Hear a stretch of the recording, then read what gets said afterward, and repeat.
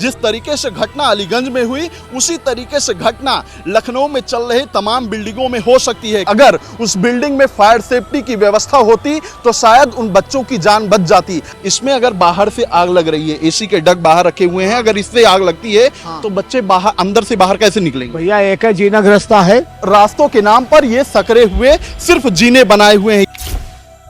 बड़ा सवाल ये भी है कि अगर एंट्री पॉइंट ये है तो क्या इसके ठीक बगल में ही जो एसी के डग रखे हुए हैं ये रखने जायज हैं? अगर इसी तरीके से हमारे यहाँ की फायर डिपार्टमेंट जो है इसी तरीके से काम करता रहा तो आज सिर्फ 15 बच्चों की बात है, इसके बाद न जाने कितने बच्चों की ऐसे ही जान जाती रहेगी। लखनऊ के अलीगंज से एक भीषण अग्निकांड की घटना निकल के सामने आती है जिसमें 15 बच्चों की जान चली गई। अगर उस बिल्डिंग में फायर सेफ्टी की व्यवस्था होती तो शायद उन बच्चों की जान बच जाती। अगर उस बिल्डिंग में फायर एग्जिट होता तो शायद वो बच्चे उधर से निकल के अपनी जान बचा सकते थे। लेकिन आज सवाल सिर्फ उसी बिल्डिंग को लेकर नहीं है, आज सवाल उन तमाम बिल्डिंगों को लेकर है जो लखनऊ में चल रही हैं, जिसमें कोचिंग सेंटर संचालित हो रहे हैं, जिसमें लाइब्रेरी संचालित हो रही है, जिसमें कंप्यूटर सेंटर संचालित हो रहे हैं। मान लीजिए कि अलीगंज की घटना की तरह यहाँ भी अगर एसी के डग में शॉर्ट सर्किट होता है तो बच्चे किधर से अपनी जान बचाने के लिए निकलेंगे? क्योंकि इस बिल्डिंग में आप देख सकते हैं कि फायर एग्जिट के नाम पर कोई भी व्यवस्था नहीं है। बिल्डिंग जो है वो तीनों तरफ से पैक है, यानी कि 3 तरफ से इसमें दीवार हैं। आप देख सकते हैं कि हमारे जो राइट साइड है उधर भी दीवार है, हमारे लेफ्ट साइड यानी कि इस बिल्डिंग के लेफ्ट साइड में इधर भी दीवार है और पीछे तो दीवार है ही। यानी कि अगर बच्चों को किसी भी आपात स्थिति में इस बिल्डिंग से बाहर निकलना हुआ तो सिर्फ एक रास्ता है जिधर से वो बाहर निकल सकते हैं। यानी कि ठीक जिस तरीके से घटना अलीगंज में हुई उसी तरीके से घटना लखनऊ में चल रही तमाम बिल्डिंगों में हो सकती है, क्योंकि कारण साफ हैं। जो बाहर से निकलने वाले रास्ते हैं वो पूरी तरीके से सकरे हुए हैं और सकरे ही नहीं हुए हैं, इस तरीके से रास्तों में ही एसी के डग बड़े बड़े रख दिए गए हैं कि अगर इसमें शॉर्ट सर्किट होता है तो बच्चे अपनी जान नहीं बचा पाएंगे, क्योंकि साफ तौर पर बाहर से निकलने वाला रास्ता है वो ऐसे ही आग के चपेट में आ जाएगा और बच्चों के आगे कोई ऑप्शन नहीं रहेगा कि वो इस बिल्डिंग से कैसे बाहर आ पाए। तो कहीं ना कहीं एक बड़ी लापरवाही लखनऊ में खुलेआम की जा रही है। हमारे पीछे जो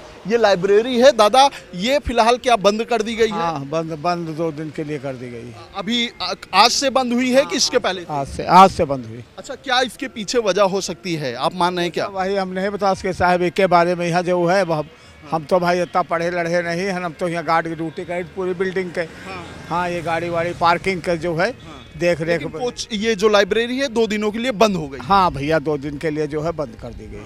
अच्छा दादा, देखा जा रहा है क्योंकि अभी एक बड़ी घटना अलीगंज से निकल के सामने आई है, कई बच्चे उसमें जल गए हैं, कई बच्चों की जान चली गई। उसमें साफ तौर पर यह देखा जा रहा था कि अगर आग लगती है बिल्डिंग में तो बच्चे बाहर कैसे निकलेंगे? मान लीजिए आपकी बिल्डिंग है, इसमें अगर बाहर से आग लग रही है, एसी के डग बाहर रखे हुए हैं, अगर इससे आग लगती है तो बच्चे बाहर अंदर से बाहर कैसे निकलेंगे? भैया एक है जीना रास्ता है, एक है जीना रास्ता है ऊपर जाने के लिए, मतलब आने के लिए जाने के लिए एक ही रास्ता? हाँ, एक ही रास्ता है भैया, दोनों जी। हाँ, एक है रास्ता दोनों का। तो बिल्कुल यही साफ तौर पर लापरवाही माना जाएगा, क्योंकि सीधे तौर पर कमर्शियल गाइडलाइन ये कहती है कि आने के लिए रास्ता अलग होना चाहिए और जाने के लिए रास्ता अलग होना चाहिए। क्योंकि कभी कभार मान लीजिए आपात स्थिति बनती है तो उस आपात स्थिति के लिए बाहर निकलने के लिए लोगों की व्यवस्था होनी चाहिए, जो कि व्यवस्था ये जो हमारे पीछे कमर्शियल बिल्डिंग दिखाई दे रही हैं जिसमें लाइब्रेरी चलती हैं, बैंक चलती हैं, इसमें वो सारी व्यवस्थाएं नज़र नहीं आती हैं और यही कारण है कि इस तरीके से घटनाएं ऐसी कमर्शियल बिल्डिंगों में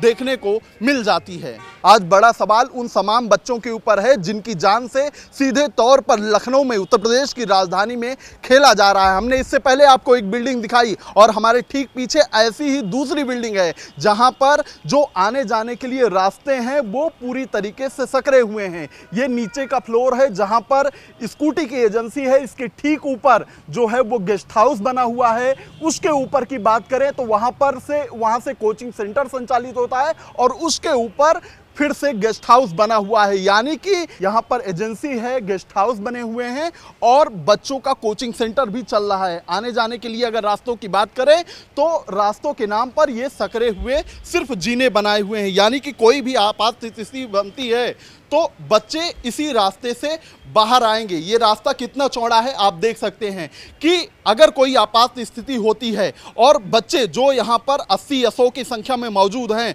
वो इसी रास्ते से एक साथ कैसे बाहर आ पाएंगे, ये कहीं ना कहीं बड़ा सवाल है। बड़ा सवाल तो ये भी है जो कि फायर की गाइडलाइन में साफ ये कहा जाता है कि एंट्री और एग्जिट दोनों अलग अलग होने चाहिए, लेकिन क्या इन सभी बिल्डिंगों में उसका ख्याल रखा जा रहा है, ये आज बड़ा सवाल है। बड़ा सवाल ये भी है कि अगर एंट्री पॉइंट ये है तो क्या इसके ठीक बगल में ही जो एसी के डग रखे हुए हैं ये रखने जायज हैं, क्योंकि ठीक इसी तरीके से जो घटना हुई है अलीगंज में, पुरानिया इलाके में जो घटना हुई उसमें भी ये देखा गया कि जो एसी के डग थे वो सिर्फ जीने के पास रखे हुए थे और जब उसमें शॉर्ट सर्किट होता है तो आग वहीं से शुरू होती है। और यही कारण था कि उस बिल्डिंग में एग्जिट पॉइंट नहीं था कि बच्चे जहां से निकल पाएं, और एंट्री पॉइंट पे यानी कि जीने के बगल ही अगर इस तरीके से एसी के डग में आग लगती है तो बच्चे किधर से निकलेंगे, ये एक बड़ा सवाल। हमारा फायर डिपार्टमेंट वाकई में एक्टिव होता तो आज शायद जिन बच्चों की जान गई है